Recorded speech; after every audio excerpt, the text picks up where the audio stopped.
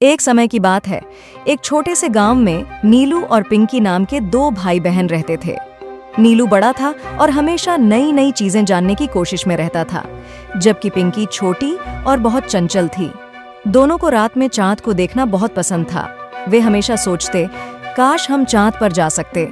एक दिन जब दोनों बगीचे में खेल रहे थे, अचानक उन्हें एक अजीब सी चमकती हुई सीढ़ी दिखी। यह सीढ़ी आसमान की ओर जा रही थी। पिंकी ने खुश होकर कहा, भैया देखो, ये सीढ़ी सीधी चांद की तरफ जा रही है। नीलू ने भी देखा और कहा, हाँ चलो चांद की सैर पर चलते हैं। दोनों ने हिम्मत की और सीढ़ी पर चढ़ने लगे। धीरे धीरे वे बादलों को पार करते हुए चांद के करीब पहुंच गए। जब वे चांद पर उतरे तो वहां का नजारा बिल्कुल अनोखा था। चांद का रंग दूध जैसा सफेद था और वहां चारों तरफ अजीब अजीब छोटे छोटे जीव खेल रहे थे। ये जीव गोल मटोल थे, उनके कान लंबे थे और वे चमकते थे। एक छोटा सा जीव उनके पास आया और बोला, स्वागत है, मैं चमकी हूँ, क्या आप सब धरती से हैं? नीलू ने मुस्कुराते हुए कहा, हाँ हम चांद पर घूमने आए हैं। चमकी खुशी से उछल पड़ी और बोली, वाह, क्या तुम हमारे साथ खेलोगे?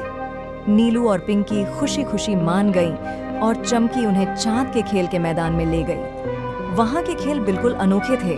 वहां एक ग्रेविटी स्विंग था जो इतना हल्का था कि लोग उसमें कूदकर आसमान में उड़ सकते थे।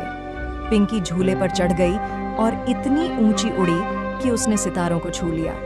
दोनों भाई बहन खूब मस्ती कर रहे थे। फिर चमकी उन्हें स्टार ट्रैम्पोलिन पर ले गई। यह ट्रैम्पोलिन सितारों से बना था और जब भी वे इस पर कूदते तो सितारे चमकने लगते। पिंकी ने मजाक में कहा, नीलू भैया, मैं चांद की सबसे तेज उड़ने वाली परी बन गई हूँ। नीलू ने हंसते हुए कहा, और मैं चांद का राजा हूँ। खेलते खेलते उन्हें समय का पता ही नहीं चला। अचानक चांद पर अंधेरा छाने लगा और चारों तरफ सन्नाटा छा गया। चमकी बोली, अब तुम्हें वापस जाना होगा क्योंकि रात खत्म होने वाली है। चांद का दरवाजा जल्दी ही बंद हो जाएगा। नीलू और पिंकी ने चमकी को जल्दी से अलविदा कहा और सीढ़ी पर वापस चढ़ने लगीं। रास्ते में वे चांद और तारों को देख रही थीं और सोच रही थीं कि आज उनकी कितनी मजेदार और अद्भुत यात्रा रही। जैसे ही वे नीचे गांव में लौटीं, सीढ़ी गायब हो गई।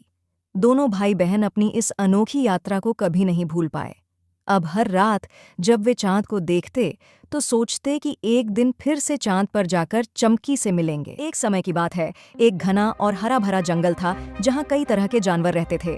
इस जंगल में हर जानवर शांति और खुशी से अपना जीवन व्यतीत करता था, लेकिन इस जंगल का राजा एक ही था और वह शेर था जिसका नाम राजा शेरू था। शेरू बहुत शक्तिशाली था और उसकी दहाड़ से पूरे जंगल में भय फैल गया। एक दिन शेरू के मन में विचार आया, मैं जंगल का राजा हूँ लेकिन कोई मेरी सेवा नहीं करता, मुझे सारा काम खुद ही करना पड़ता है। ये छोटे छोटे जानवर तो बेकार हैं, इन्हें अपना नौकर बना लेना चाहिए। अगले दिन शेरू ने जंगल में एक बड़ी सभा बुलाई। सभी जानवर डर से कांपते हुए इकट्ठे हो गए।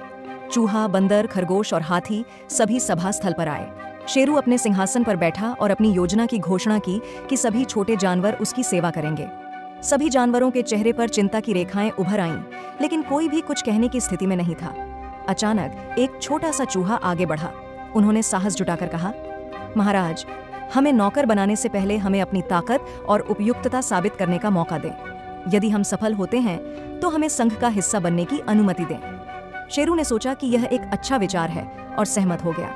अगले दिनों में जानवरों ने अपने कौशल का प्रदर्शन किया। बंदर ने अपने पेड़ पर चढ़ने के कौशल से सभी को आश्चर्यचकित कर दिया। खरगोश ने अपनी गति से सभी को प्रभावित किया और चूहे ने अपनी चतुराई से शेरू को कई जालों से बचाया। जानवरों की प्रतिभा से प्रभावित होकर शेरू ने अपना फैसला बदल लिया। उन्होंने घोषणा की, आप सभी इस जंगल का उतना ही हिस्सा हैं जितना मैं हूँ और आपकी क्षमताएं अमूल्य हैं। इस प्रकार सभी जानवरों ने जंगल में एक साथ काम किया और एक बार फिर शांति से रहने लगे।